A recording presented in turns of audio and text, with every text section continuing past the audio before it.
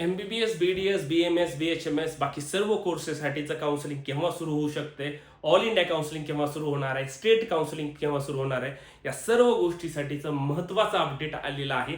ते म्हणजे आपल्याला आजच्या व्हिडिओतून समजणार आहे. ऑल इंडिया काउन्सिलिंग केव्हा सुरू होत आहे, महाराष्ट्राची काउन्सिलिंग केव्हा सुरू होत आहे, या सर्व गोष्टीचं डिस्कशन करण्यासाठी नमस्कार, मी ऋषिकेश कुलकर्णी आपल्या सर्वांचं व्हायब्रंट ॲडमिशन गायडन्स या आपल्या यूट्यूब चॅनलमध्ये स्वागत करतो. मित्रांनो, काउन्सिलिंगला आता सुरुवात झालेली आहे. अत्यंत आनंदाची गोष्ट आहे. इथून पुढे विद्यार्थ्यांचं स्वप्न आता साकार होणार आहे आणि त्या प्रोसेसला आता आपण इथून पुढे जाणार आहे.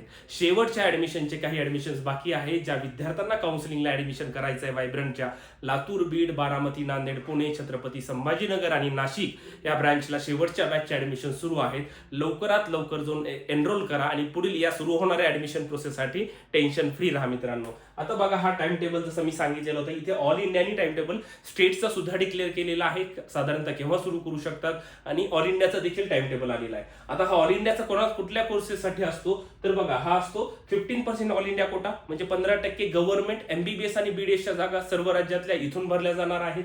त्यानंतर काय 100% डीम्ड युनिव्हर्सिटीच्या जागा, सेंट्रल युनिव्हर्सिटीच्या जागा, एम्स बघा, महत्वाचं एम्स आहे, जिपमरची काउन्सिलिंग, याच्या सर्वांची काउन्सिलिंग ह्या ऑल इंडिया प्रोसेस मधून होणार आहे. आणि याचा फर्स्ट राऊंड साधारणतः चालू होणार आहे मित्रांनो 4 तारखेला कमिन्समेंट आहे, सीट मॅट्रिक्स येणार आहे.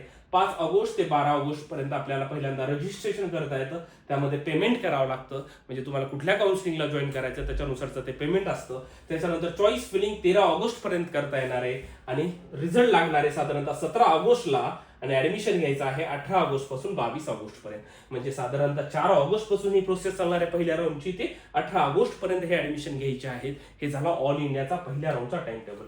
त्याच पद्धतीनं सेकंड राऊंडचा टाइम टेबल दिलेला आहे, पुढे थर्ड राऊंडचा टाइम टेबल दिलेला आहे.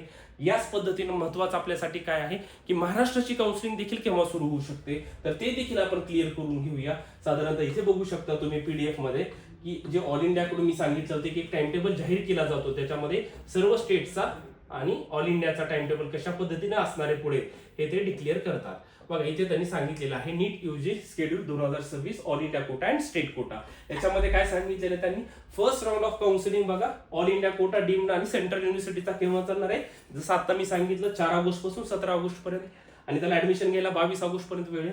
महत्वाचं अजून आपल्या विद्यार्थ्यांसाठी, जे विद्यार्थी वाट बघतायत की आपलं सर महाराष्ट्रातली काउन्सिलिंग केव्हा असू शकणार आहे, तर इथे तुम्ही फोकस करू शकता. महाराष्ट्रातलं बघा 13 ऑगस्ट ते 22 ऑगस्ट मध्ये पहिला राऊंडचं रजिस्ट्रेशन, डॉक्युमेंटेशन सगळे इथे चालणार आहे. आणि त्याच्यानंतर चॉईस फिलिंग झाल्यास 23 ऑगस्टला रिझल्ट लागेल आणि 28 ऑगस्ट पर्यंत तुम्हाला राऊंड 1चे ऍडमिशन घ्यायला वेळ आहे. म्हणजे हे 13 तारखेच्या आधीपासून आपला टाइम टेबल नक्कीच. आता हे महाराष्ट्राची प्रोसेस कोण कंडक्ट करणार आहे, CET सेल. तर CET सेल कडून आपलं इन डेप्थ टाइम टेबल आपल्याला लवकरच मिळणार आहे, ज्यामध्ये रजिस्ट्रेशन असतात. मग हे रजिस्ट्रेशन सर्व कोर्सेससाठी असतात. MBBS झालं, BDS झालं, BAMS असेल, BHMS असेल, फिजिओथेरपी असेल, या सर्वांसाठी आपल्याला रजिस्ट्रेशन करावं लागेल. पण पहिल्या राऊंडचा रिझल्ट हा फक्त MBBS आणि BDSचा लागत असतो, पुन्हा बाकीच्या काउन्सिलिंगचा रिझल्ट लागणार आहे कोर्सेसचा. पण पहिला राऊंड केव्हा लागणार आहे महाराष्ट्रातला MBBS BDSचा, तर 13 आणि 22 मध्ये रजिस्ट्रेशन, चॉईस फिलिंग ह्या प्रोसेस चालतील. आणि 23 तारखेला ऑगस्टला रिझल्ट लागेल आणि पहिल्या राऊंडचे ऍडमिशन घ्यायला 28 ऑगस्ट पर्यंत वेळ दिलेला आहे मित्रांनो. अशा पद्धतीनं महाराष्ट्रातल्या पहिल्या काउन्सिलिंग तुम्हाला कळालं 13 ऑगस्टच्या आसपास महाराष्ट्रातला पहिला राऊंड चालू होण्याची 100% शक्यता आहे, म्हणजे आहे. ठीक आहे. पुन्हा सेकंड राऊंड बघा, साधारणतः ऑल इंडियाचा 24 ऑगस्ट ते 2 सप्टेंबर पर्यंत चालणार आहे. ऍडमिशन घ्यायला 8 सप्टेंबर पर्यंत वेळ आहे. महाराष्ट्राचा 31 ऑगस्ट पासून 8 सप्टेंबर पर्यंत वेळ आहे. ऍडमिशन घ्यायला 14 सप्टेंबर पर्यंत वेळ आहे. थर्ड राऊंड 10 सप्टेंबर पासून 18 सप्टेंबर आणि स्टेटचा 16 सप्टेंबर पासून साधारणतः 26 सप्टेंबर पर्यंत. आणि वॅकन्सी राऊंड पुढचे चालू होणार आहेत 28 सप्टेंबर पासून 3 ऑक्टोबर पर्यंत. ऍडमिशन घ्यायला 10 ऑक्टोबर लास्ट वेळ आहे. आणि स्टेटचा वॅकन्सी राऊंड बघा 3 ऑक्टोबर पासून 5 ऑक्टोबर पर्यंत. ऍडमिशन घ्यायला साधारणतः सेम 10 ऑक्टोबर पर्यंत वेळ आहे.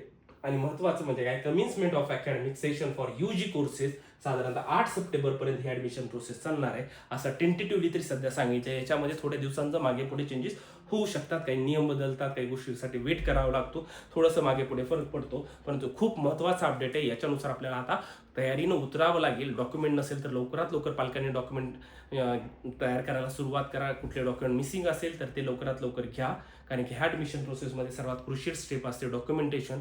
कॉलेज मिळाल्यानंतर ॲडमिशन घेणे, ह्या सर्व महत्त्वाच्या गोष्टी आहेत. ऑल इंडियाचा जो मी तुम्हाला सांगितलंय याच्यामध्ये काही नियमामध्ये बदल झालेत का, तो 100% बदल झालेत. त्याचं इन्फॉर्मेशन बुलेटिन आलेलं आहे. लवकरच आपण पुढच्या व्हिडिओमध्ये कशा पद्धतीचे हे नवीन बदल आहेत, कशा पद्धतीने आपल्याला स्ट्रॅटर्जी करावी लागणार आहे, या सर्व गोष्टीचं डिस्कशन आपण पुढच्या व्हिडिओमध्ये करणार आहेत. ज्या विद्यार्थ्यांनी काउन्सिलिंगला ऍडमिशन घेतलं नाहीये, शेवटची बॅच आहे.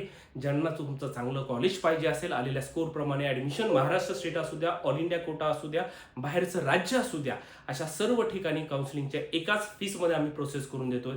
शेवटच्या बॅचचे ऍडमिशन चालू आहेत. व्हायब्रंटचं लातूर, बीड, बारामती, नांदेड, पुणे, छत्रपती संभाजीनगर आणि नाशिकला आपली ब्रँच आहे. लवकरात लवकर जॉईन करा आणि पुढील या सुरू होणाऱ्या ऍडमिशन प्रोसेससाठी अगदी निश्चिंत राहा मित्रांनो.